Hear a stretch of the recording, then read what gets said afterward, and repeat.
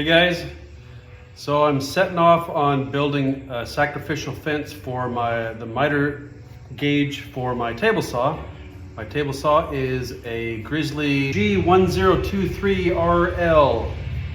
And what's interesting about this miter gauge is it doesn't really have great provisions to secure a sacrificial fence.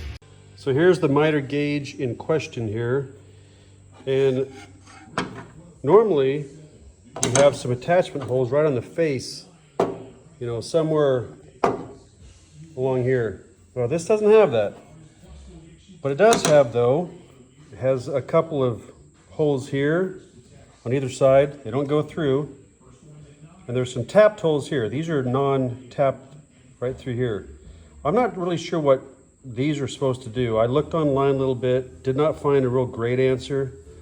But what I did discover is these are, believe it or not, a standard thread. They're not a metric. They are, after searching around, they are a 1/4 20. Now, like most of us, I have a large supply of various bits and bobs and fasteners and stuff from collection over the years. These are a little long. I think they come out at 2.5. I'm going to cut them down to about 2 1/4. But otherwise, it's a pretty decent miter gauge. It's, you know, the body's cast iron, has some adjustments to fit nice. You know, it works pretty good. But so what I'm going to do is go ahead and just use a chunk of 2x4 I've got. And here's an offcut piece of a 2x4 where I ripped that down. And what I'm going to do is I'll attach that to the face like this, like normal. But what I'm going to do is I'll cut this down. I'm going to attach it to the back side here. And then I'll just have some through holes that go from the top down into those threaded holes. And that should do it for me. I don't want to spend a whole bunch of effort on this. You know, these things kind of don't last forever anyway after you use them a bit, especially if you tilt this at all, you're going to end up wrecking it. And, you know, these are not meant to be permanent. So I'm not going to go through a lot of effort. All right, so what I ended up with here is this scrap piece is just a touch under 20 inches there. Again, nothing real magic about these dimensions. It's just really just a piece to help guide stuff through. Kind of acts a little bit as a cross-cut sled, not exactly, but kind of sort of the same idea. I think what I'm going to do is I'm going to more or less center it across here. And just to make some of my measurements easier, I'm going to just make this an exact, you know, roughly like 6 inches there. And then this piece here, I'll want to keep it, this side of the blade, as far as I'm going to put a couple of screws through here. So I don't want any fasteners in the line of that blade, just in case I ever raise it up high enough. You just don't ever want to be, of course, hitting fasteners or something as you're running your table saw here. So that's what I end up with.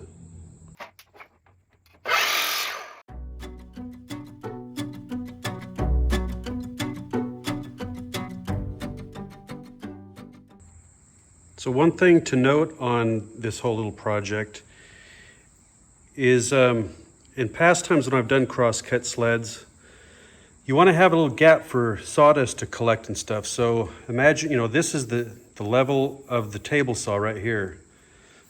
So what we're going to want to do is when we put this on, we're going to want to hold this up just a smidge. And when I measure this, it's just a touch over 2 inches. And so what I'm going to do is I'm going to, just conveniently, as I hold this up at the 2 inch mark, that gives me a nice little gap.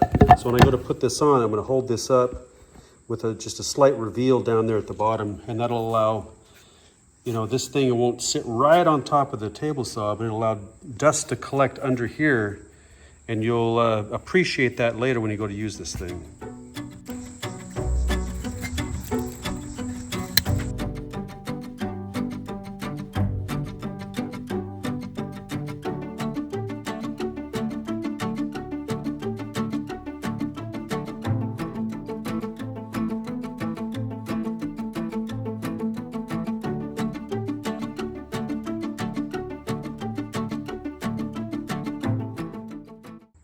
All right, now that we have that together,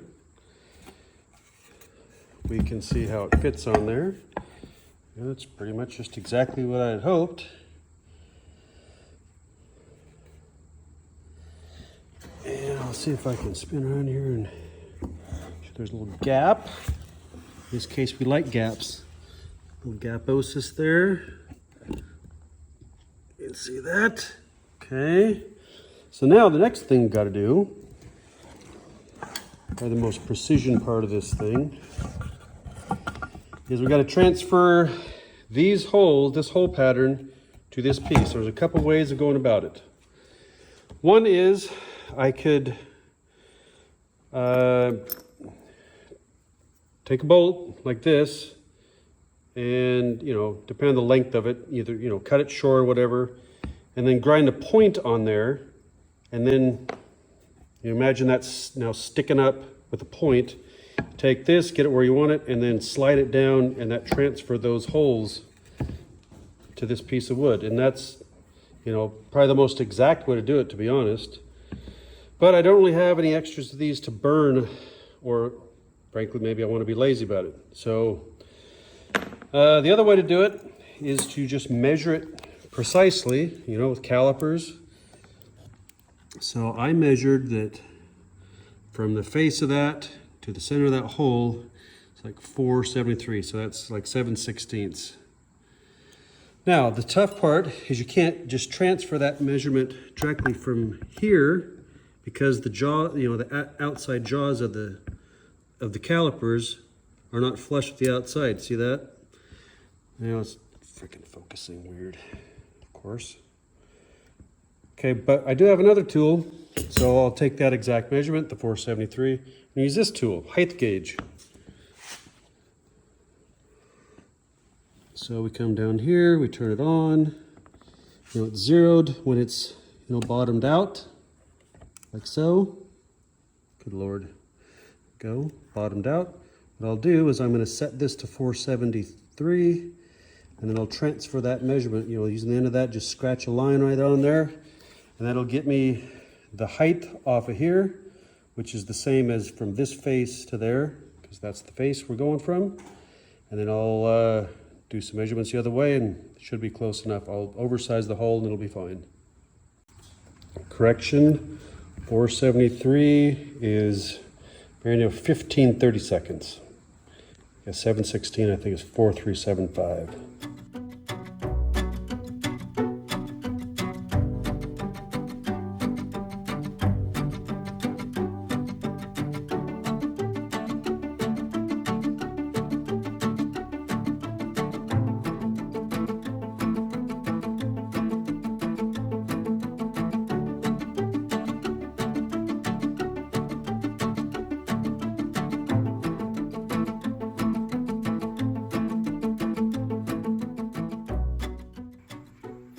Okay, so the moment of truth, got those holes drilled. Now we got to see, did they line up?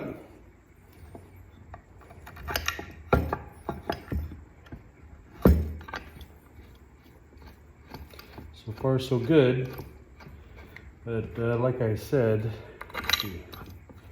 okay, that's good. However, I still think they're going to be too long. I don't think I can actually bottom these out yet. That's like bottomed out right there.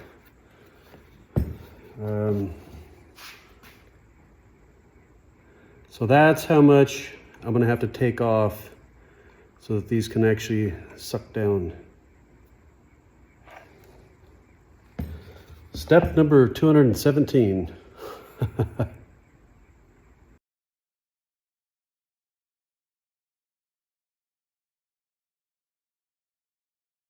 All right, so the next thing we're going to do is to chase the threads on these that we just cut off.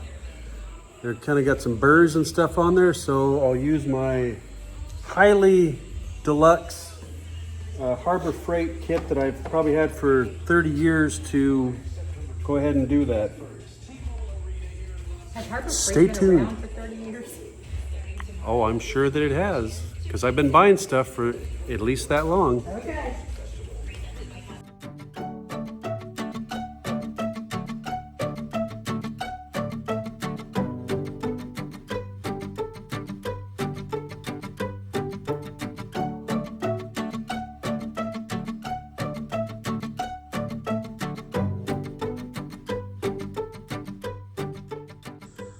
All right, so there you have it. There is now a complete extension waste board for the miter gauge.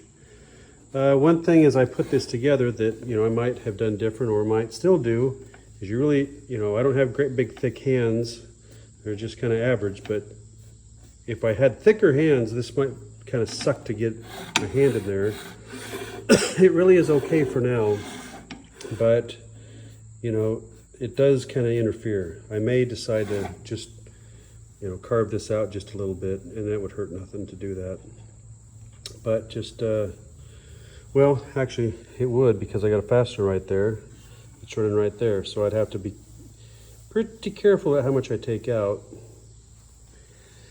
I have yet to try it, but you can see it. It's there. One thing I did notice is, I don't know if this casting is not flat, but if you look right, man, if I can focus in over there, just wanted to look here, but want it to focus there. Well, anyway, there is a gap over here, but there is no gap right over here. Not really sure why I can measure it. This thing can move a little bit, but it slides fine. I could add a washer under there if we wanted to shore this up just a little bit. I'll just try it a few times and see how it goes. But for now, that is a complete unit if you have the same saw and want to add a spoil board to your miter gauge.